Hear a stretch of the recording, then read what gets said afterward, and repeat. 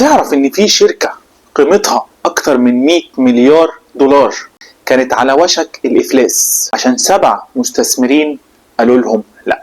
2008 في عز الازمة الاقتصادية العالمية، شركة اير بي ان بي اللي كلنا عارفينها دلوقتي كانت في وقتها بتعافر علشان تلاقي ممولين. لفوا على اكتر من 7 مستثمرين كبار، كلهم قالوا لهم لا. كانوا على وشك الافلاس، بس اللي حصل ان هم ما استسلموش. كل لا كانت بتخليهم يرجعوا يفكروا تاني، يعدلوا استراتيجياتهم لحد ما لقوا المستثمر اللي قال القصة دي بتورينا ان كلمة لا في عالم المبيعات وفي الحياة عموما مش دايما رفض شخصي ليك او لمنتجك. في اغلب الاوقات بتكون مجرد طلب لمعلومات زيادة. كم مرة سمعت كلمة لا في شغلك؟ كم مرة خدت الرفض وكلمة لا على صدرك وقلت لا خلاص مفيش فايدة، خلاص انا مش هكمل؟ خليني اقول لك ان كل كلمة لا بتتقال في الحقيقة بس لسه مستنية اللي يعرف يوصلها. بص يا صديقي، كلمة لا لما بتتقال لك في 90% من الحالات ملهاش علاقة بيك انت شخصيا. عارف ليه؟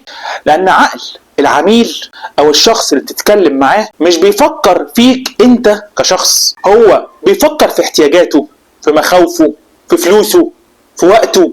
فهو مش بيفكر فيك انت كشخص. اكتر من 60% من حالات الرفض في المبيعات ملوش علاقة بالمنتج نفسه، ولكن بسوء فهم احتياجات العميل. وفي دراسة لدكتور روبرت تشالديني خبير علم النفس الاجتماعي قال ان الاعتراض مش رفض، ده سلوك دفاعي سببه نقص المعلومات او الخوف من الخسارة. دراسة شهيرة في علم النفس السلوكي ومقالات كتيرة في هارفارد بيزنس ريفيو بيقولوا ان اغلب الاعتراضات اللي بتيجي على الشراء بتيجي من اسباب معروفة وممكن التعامل معاها.